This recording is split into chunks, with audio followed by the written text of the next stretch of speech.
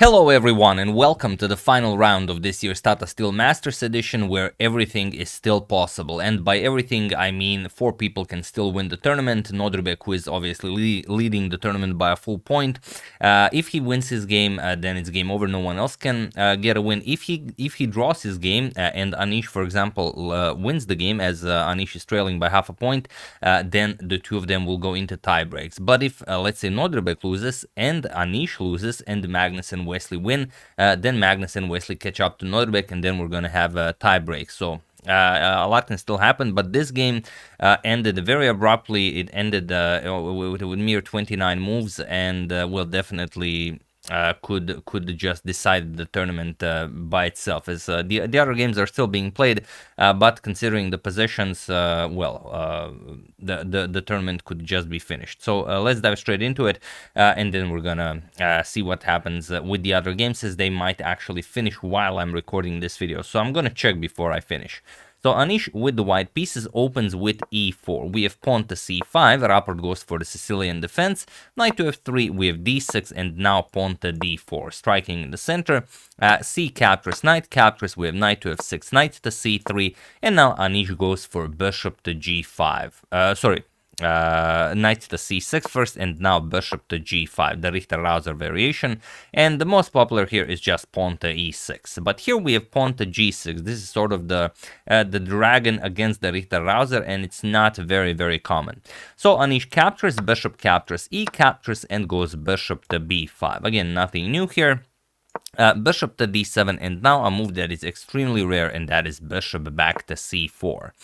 We have bishop to g7, Anish trades on c6, captures, both players castle, so castles, and now queen to d3, developing the queen, putting more pressure, putting another defender to the e4 pawn, and of course connecting the white rooks. We have rook to c8, now putting indirect pressure on the bishop on c4, and now there is a game where bishop to b3 was played, but here we have knight to d5, and it is now, as of move 13, that we have a completely new game. So rook to e8, continuing development, and pawn to c3. Now this is just a beautiful move by Anish, because it really limits the mobility of this bishop on g7, or rather the power of it, and also does the same to the rook on c8. So c3 just stops both of these very strong pieces.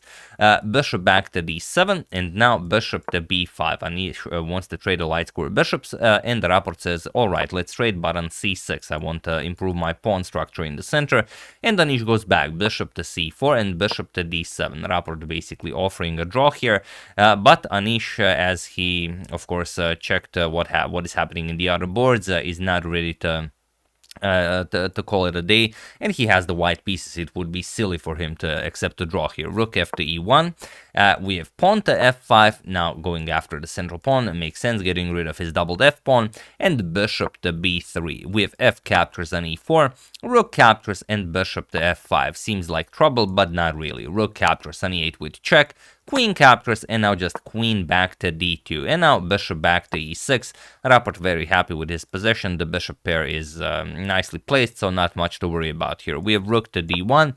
The d6 pawn might be an issue. It's blockaded by the knight currently, and once the knight moves, it could be could be a target. So queen to d7. We have h3, and now pawn to b5. We have queen to f4, and now rook to c5, putting pressure on that knight. Knight to e3, offering a trade of bishops, and just bishop to e5 by Rapport. Queen to e4, and king to g7.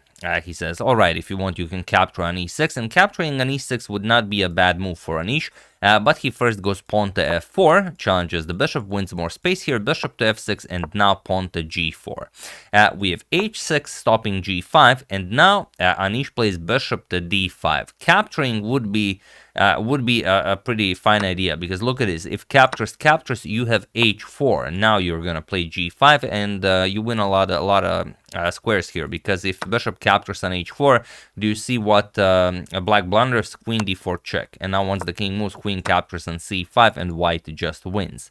So of course it's not forced. After h4, black will not capture, but you do win a lot of a lot of space. G5 is coming, and so on. So maybe a slight improvement. But okay, bishop D5. Anish knows what he wants from the position. Bishop captures. Knight captures. Now the knight is on a spectacular D5 square. It's a light square, so black can never oppose it. Black only has a dark square bishop. Rook to C4 attacks the queen, and queen to F3. We have queen to E6, and now pawn to F5, opening up lines of attack. G captures on F5, and now knight to F4 attacks the queen here. And maybe the least dangerous thing to do here would just be to give up the exchange. You already grabbed a pawn, so why not take the exchange and grab another pawn? And this does not seem all that bad for black. But in the game, queen to E5 was played, and now, okay, the knight is attacked, so you have to do something about it. Knight to H5 check. And interestingly, we reach the position from the thumbnail where Rapport has all of these options. He can play king to F8, G8, H8, H7, and king to F6. And interestingly, all of these squares are fine, and G6 square is not fine. So you have like 80% chance to make the correct move here, and you have a 20% chance to blunder. Like even if you just flipped like not a coin, but something with 5 options. And Rapport chooses the only one that blunders the game on the spot, which is absolutely incredible. I'm sure he saw it as soon as he played it, like as soon as he hit the clock, he saw it, but he didn't wanna give up his poker face. He just stood there, like he didn't flinch. But Anish spotted it instantly. You could see Anish's body. He was like a cobra ready to attack. So feel free to pause the video and figure out what Richard missed here while I give you a couple of seconds. So for those of you who were able to do it, congratulations on spotting this instant win. And for those of you who just want to enjoy the show, it is a rook captures on D6. This is what Rapport missed. And it's not just that he blundered the pawn. There's no move that white can make here. Obviously, queen captures is met with queen captures on F5 checkmate.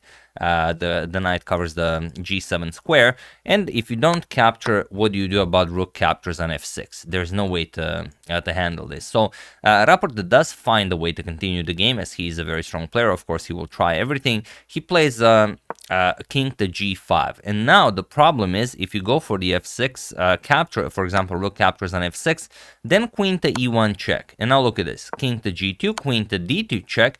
And now how do you continue? For example, you block with the queen, black trades, captures, and now pawn captures on G4. Now the threat is king captures knight. And once you play H captures, rook captures on G4. Again, you're threatening to pick up the knight, and the knight can't really move anywhere. And also the knight is guarding the rook. So your best option is to capture here. Black will capture on H5, rook captures on A7, and maybe black survives this. Probably black will survive this. But Anish doesn't fall for it. After this king to G5 move, he doesn't go for the bishop, he goes for the queen and the king. He plays rook to D5. Queen to E1 check was played, king to G2, and now bishop to E7, but it doesn't really do all that much. Anish goes for rook captures on F5 with check, king to H4, and now queen to G3 with check. And it was in this position on move 39 that Richard Rapport resigned the game, and what a spectacular victory, and an incredibly important one for Anish Giri, who just might be winning the tournament on the spot. Like we said, all depends on how Nodirbek plays out his game, because now Anish won. It doesn't matter how Magnus plays, it doesn't matter how Wesley plays. No one can catch Anish other than Nodirbek Abdusattorov, who has a very, very tough position against Jordan Pamporest. So we'll see what happens in that one. But yeah, here you resign, and it's a truly spectacular line, because after queen captures on G3 check, which is the only move, you're gonna play knight captures. Now you're threatening checkmate. And look at this, rook c5, okay, stop checkmate, but now comes the move that wins all the games. Pawn to b4. Attacks the rook, and there's nothing for you to do. If you move the rook away from the 5th rank, then rook to h5 is checkmate. And if you capture, and there's really nothing else for you to do, then knight captures on f5 with check, picks up the bishop on e7. Absolutely spectacular. King g5, knight captures, you're up a full piece, of course you are winning the game. So, remarkable line, queen to g3 check, Rapport resigns, and like I said, I will check on what is happening, just inform you guys. Okay, Abdusattorov is still playing against Jordan, but it's an incredibly difficult position, and Abdusattorov just played b4. Wow. So anything could still happen. We'll see. Magnus, okay, Magnus also has a better position against Arjun. Wesley drew against Prague. We'll see what happens. Anything is still possible. It does appear that Anish is just the winner of the Tata Steel Masters, but until Abdusattorov's game finishes, we will not be able to know for sure. I will make another video from the final round, so stay tuned for that, and then we are going to show the final standings. That's the game. Hope you guys enjoyed it. Very nicely done by Anish, winning the final game. I would like to thank Russell L. Scott, Lasse Maltzer, Franz Buchholz, Ravishing Reptiles YouTube, and Sasha Vidler for your contribution to my channel. Thank you a lot. I really appreciate it. As usual, you can check 2 of my previous videos here. Thank you for watching, and I will see you soon, continuing the coverage of the Tata Steel Masters edition until it finishes. So thank you all. I will see you soon, and have an excellent rest of your day.